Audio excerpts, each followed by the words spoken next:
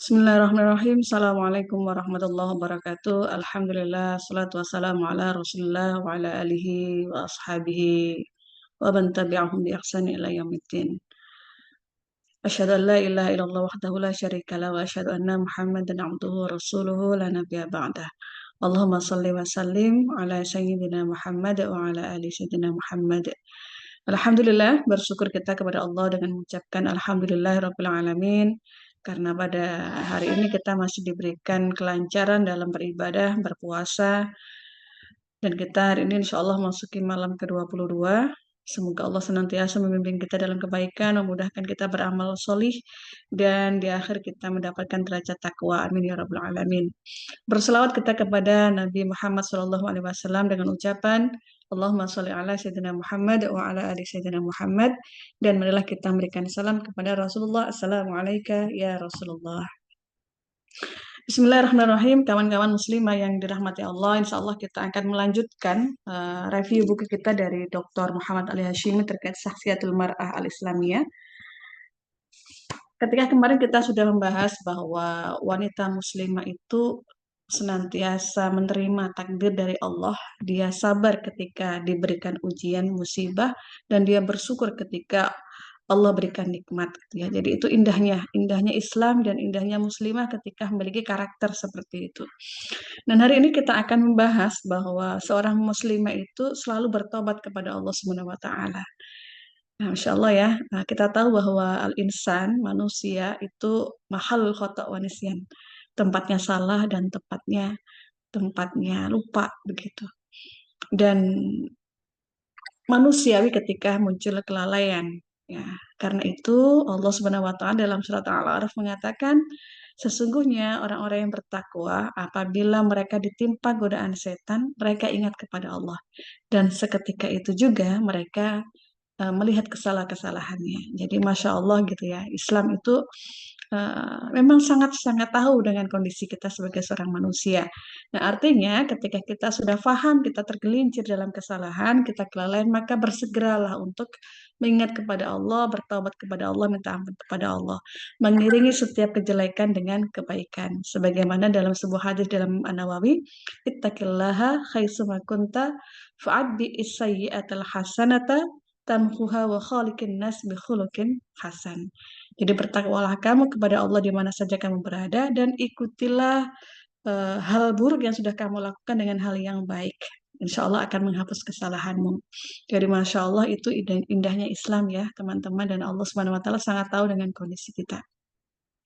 Itu yang pertama yang kita bahas terkait dengan selalu bertobat kepada Allah. Dan yang kedua yang kita bahas di sini adalah bahwa wanita muslimah itu bertanggung jawab atas anggota keluarganya.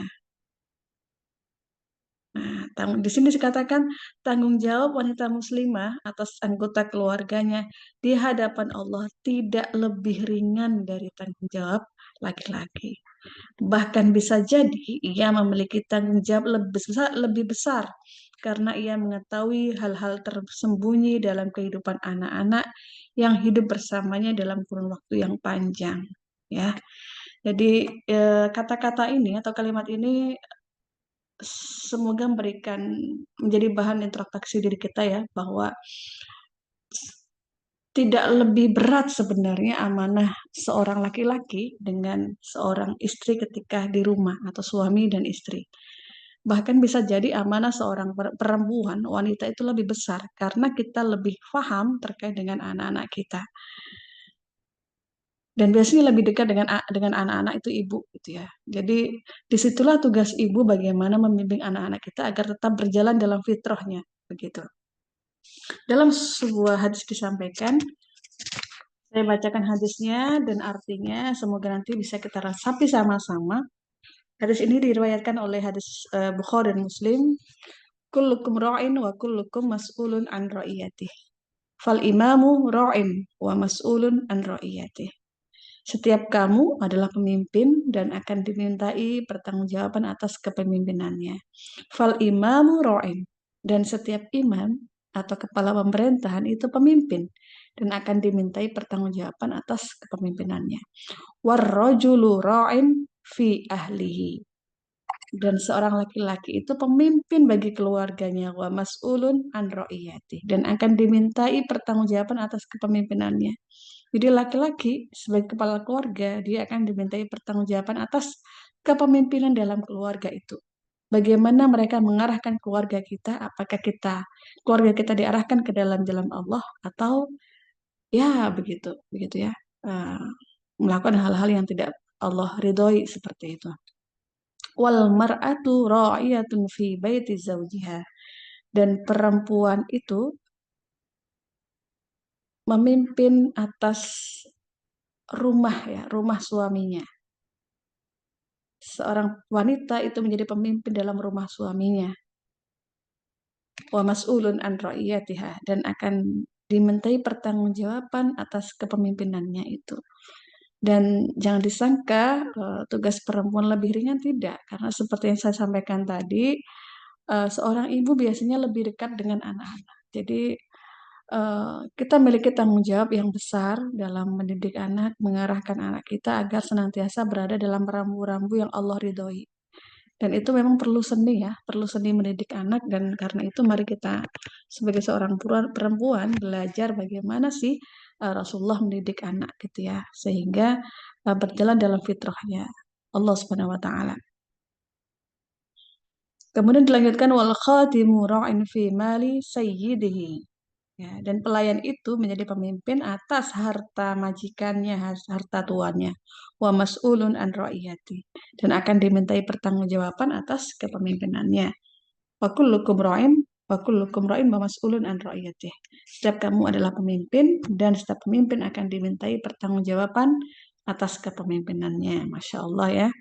Jadi karakter muslimah selanjutnya adalah bahwa muslimah itu bertanggung jawab atas anggota keluarga yang dipimpinnya.